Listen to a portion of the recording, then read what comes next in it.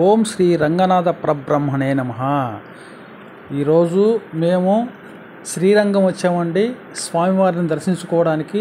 ఈ సందర్భంగా నేను ఈ యొక్క దేవాలయం యొక్క విశిష్టతను గురించి, ఎలా దీని యొక్క చరిత్ర గురించి నేను ఈరోజు వివరిస్తానండి మీకు. ఓకేనా?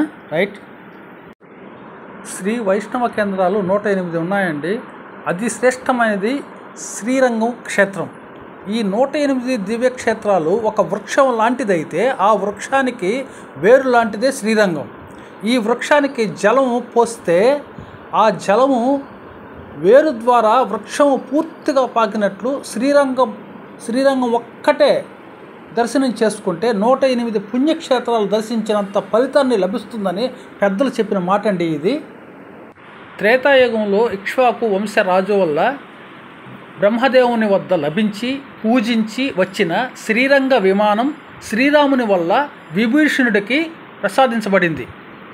శ్రీరాముని వద్ద నుండి శ్రీరంగ విమానము పూజా పత్రములు మొదలగునవి తీసుకుని విభీషణుడు శ్రీలంకకు బయలుదేరే సందర్భంలో కావేరీ నది వచ్చింది మధ్యలో.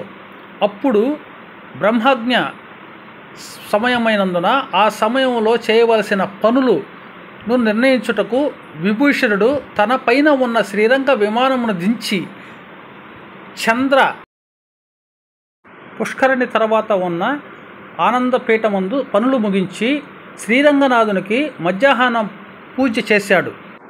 అప్పుడు మంచి శుభ సమయంలో అక్కడనే శయనించి నిర్ణయం తీసుకున్నాడు శ్రీరంగనాథుడు. అప్పుడు అక్కడకు వచ్చిన మునులు భక్తులు కూడా శ్రీరంగనాథుని అక్కడ వేచి చూసి నమస్కరించి ఆనందించారు. అదే సమయంలో శ్రీరంగనాథుడు అక్కడికి వేంచేసిన వార్త విని అక్కడకు వచ్చిన ధర్మవర్మ అనే రాజు కూడా మేము అందరము కలిసి ఆనందముగా సేవించుకున్నటకు శ్రీరంగనాథ విమానము ఇక్కడనే ఉంచమని ప్రార్థించాడు.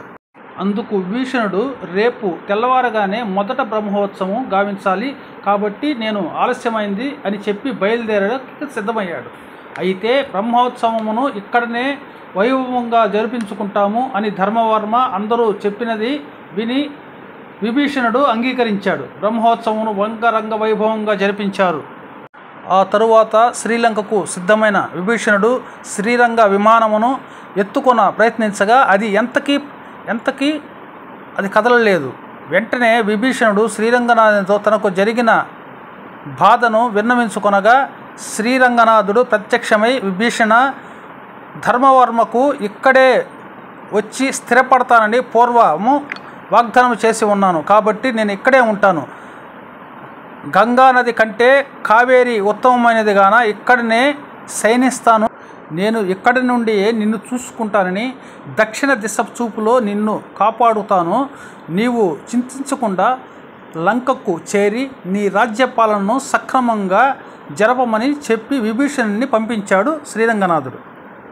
ఇది ఒక కథ అయితే మరొక కథ ఇంకొకటి ఉంది. అది కూడా మీకు వివరించేదానికి ప్రయత్నిస్తాను. శ్రీరామ పట్టాభిషేక సమయంలో ప్రసాదించిన శ్రీరంగ విమానంతో విభీషణుడు లంకకు బయలుదేరాడు. వెళ్ళే మార్గంలో కావేరీ నది చేరి కాలకృత్యాలను తీర్చుకుంటూ ఉద్దేశించుకున్నాడు. కానీ శ్రీరంగ విమానము కింద దించకూడదనే ఆలోచనతో ఉండగా ఎదురుగా శ్రీరంగనాథుని ఇక్కడనే ప్రతిష్ఠింపజేయాలనే ఉద్దేశంతో కూడి వినాయకుడు ఒక బాలుడి రూపంలో అవతరించాడు. ఈ బాలుడిని చూచిన విభీషణుడు తన కాలకృత్యములు ముగించుకుని వచ్చే వరకు శ్రీ విమానమును కింద పెట్టకుండా చూసుకోమని చెప్పి కోరగా వినాయకుడు అటలనే అని విమానమును తీసుకున్నాడు. విభీషణుడు వెళ్ళిన పిదప విగ్రహాన్ని భూమిపై ఉంచి వినాయకుడు పరిగెత్తడం మొదలుపెట్టాడు. ఇది చూసిన విభీషణుడు వెంటనే పరిగెత్తగా వినాయకుడు దగ్గరలో ఉన్న తిరుచీపురం కొండపైకి ఎక్కాడు.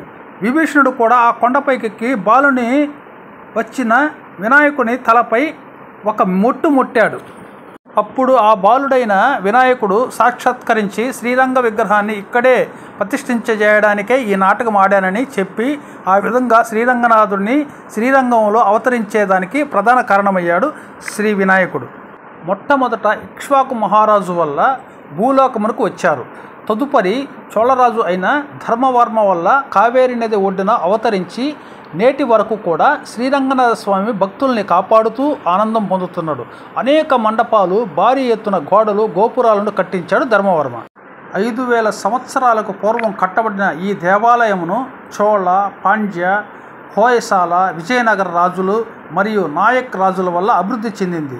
అయితే మొఘల్ చక్రవర్తి అయిన మాలికాపూర్ మహమ్మద్ బిన్ తుగ్లక్ వారులు దోచుకొనుటతో క్షీణించసాగింది.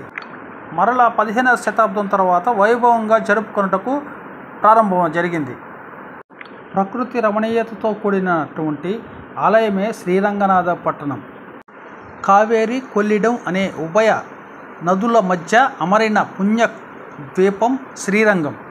కర్ణాటక రాష్ట్రం నుండి ప్రవహించి శ్రీరంగమునకు వెగువన ఉన్న ఆనకట్ట నుండి కావేరి, కొల్లిడం అనే 2 నదులుగా విడిపోయి శ్రీరంగనాథునికి పూలదండ వలె ప్రవహించి పిదప తూర్పున ఉన్న కల్లన్నై వద్ద ఒకటిగా కలిసిపోతుంది శ్రీ కావేరి నది.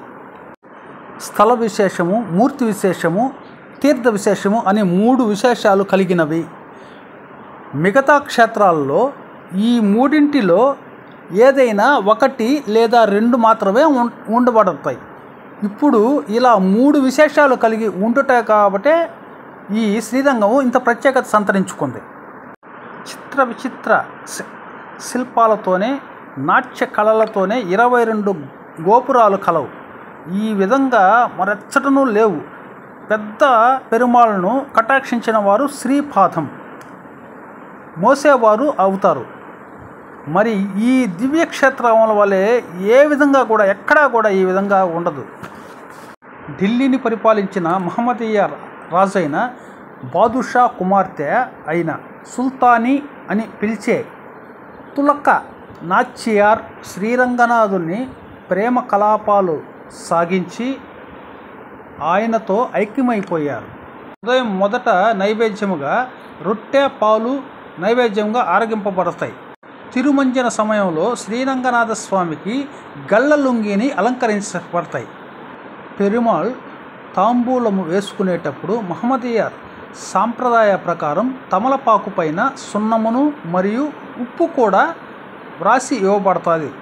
చోళరాజు అయిన ధర్మవర్మ కుమార్తె చోళకులవల్లి అనే ఉరయూరు నాయచార్ అనే ఆమె మరియు కులశేఖర రాజు కుమార్తె అయిన సేర కులవల్లియున్ శ్రీరంగనాథ స్వామిపై ప్రేమ కలిగి ఐక్యమైన విశేషము ఈ స్థలం పురాణానికి ఉంది.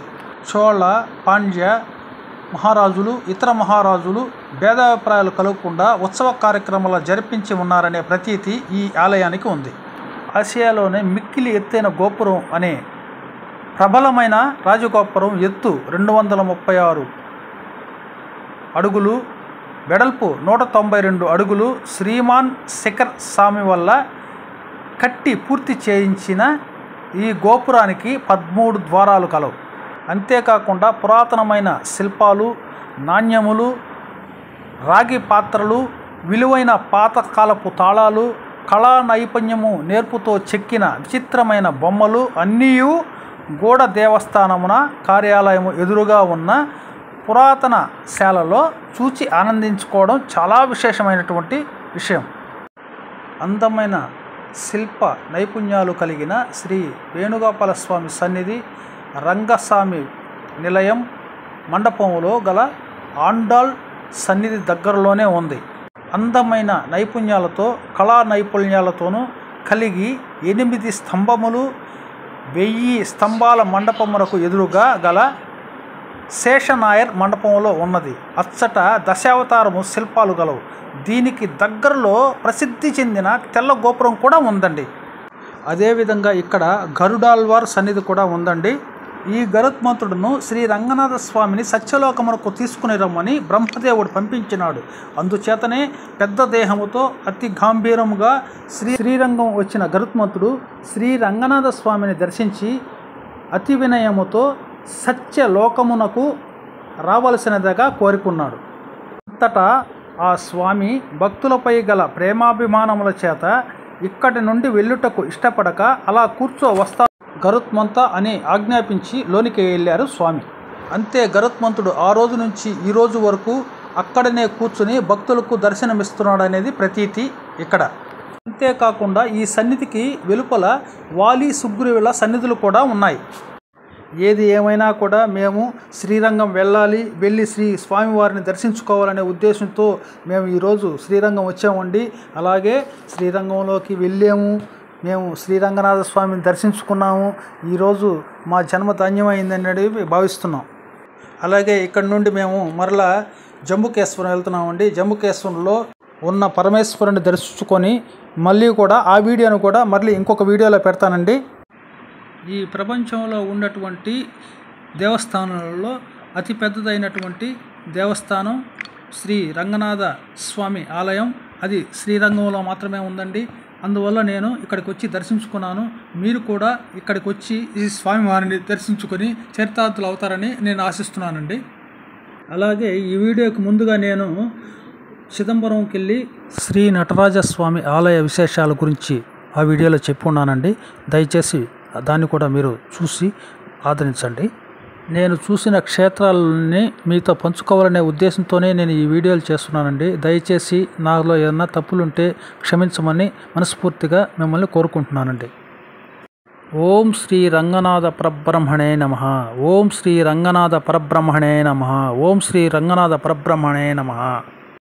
ఇక్కడి నుండి బయలుదేరి శ్రీ జంబుకేశ్వర ఆలయానికి వెళ్ళి అక్కడ ఉన్న శ్రీ మహాశివుడిని దర్శించుకొని అక్కడ ఉన్నటువంటి విశేషాలు, శ్రీ అఖిలాండేశ్వరి జంబుకేశ్వర చరిత్ర గురించి కూడా మనం తెలుసుకునేదానికి ప్రయత్నం చేస్తామండి.